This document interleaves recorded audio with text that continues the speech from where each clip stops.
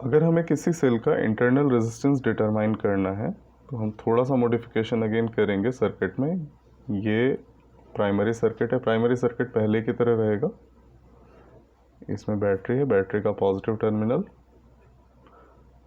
Wire के end A से connected है की, रियोस्टैट,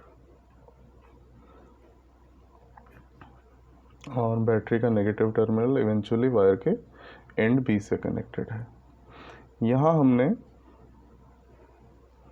एक सेल लगाया जिसका इंटरनल रेजिस्टेंस है स्मॉल आर,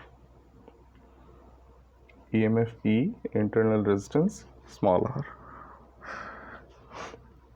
वायर के पैरेलल में हमने एक रेजिस्टेंस बॉक्स लगाया है जिससे हम सूटेबल वैल्यू जो हम चाहें वो निकाल सकते हैं, और एक की है जिसे अभी प्लग नहीं किया गया है।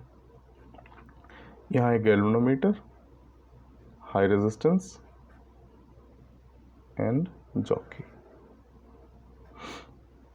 अब हम क्या करते हैं, ये जो बैटरी के साथ वाली की है ये तो प्लग्ड है, ये अनप्लग्ड है, अभी इसको प्लग नहीं किया गया है।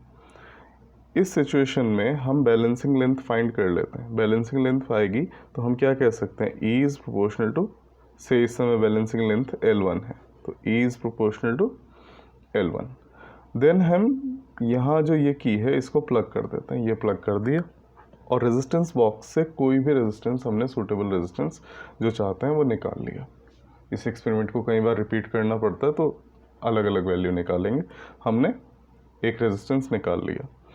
अब क्या होगा, भले ही हम नल पॉइंट निकाल लेते हैं लेकिन इस वाले सर्किट में, ये वाला सर्किट है, इसमें तो करंट फ्लो हो रहा होगा, और क्योंकि इसमें करंट फ्लो हो रहा है तो सेल के थ्रू भी करंट फ्लो हो रहा है। मतलब अब हम यहाँ EMF नहीं लिख सकते हैं, अब हमको क्या लिखना होगा, टर्मिनल पोटेंशियल डिफरेंस।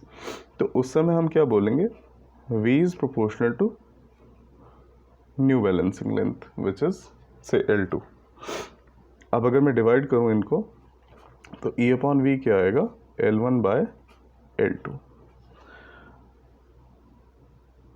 अब अगर हम फॉर्मूला पर ध्यान दें, हमने फॉर्मूला क्या पढ़ा था, V equals to E minus IR। इस फॉर्मूला से हम कह सकते हैं E minus V equals to IR।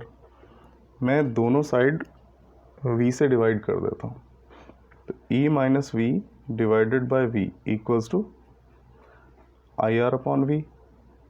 अलग अलग लिख लेते हैं, E upon V minus V upon V is IR upon V, और E upon V minus 1 equals to IR upon V।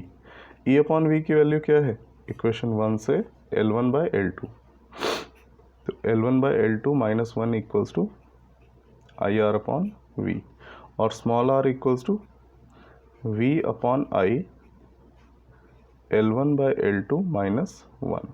V upon I क्या होता है, एक्सटर्नल रेजिस्टेंस, तो small r equals to capital R L1 by L2 minus 1।